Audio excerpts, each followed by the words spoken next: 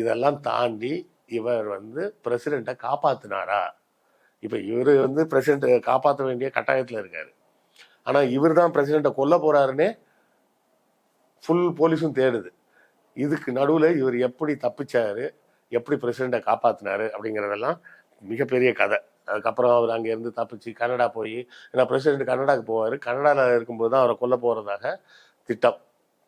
இந்த நேரத்தில் பிரசிடெண்ட்டோட மனைவி வந்து அந்த அதிகாரியை கூப்பிட்டே சொல்லிவிடுவார், நீங்கள் அவங்கள இது பண்ணாதீங்க, அவர் கிடையாது, எப்படி சொல்கிறீங்கன்னா ஃபோட்டோவை கொடுத்துருவார். பாருங்கள், இந்த ஃபோட்டோவில் இங்கே இந்த ஹோட்டலுக்கு வர சொல்லிச்சு, இந்த ஹோட்டலில் இருந்து அந்த காஃபி ஷாப்புக்கு வர சொன்னாங்க. அந்த காஃபி ஷாப் வந்து வேற ஒரு அண்டர் கிரவுண்டு கேங்ஸ்டரோட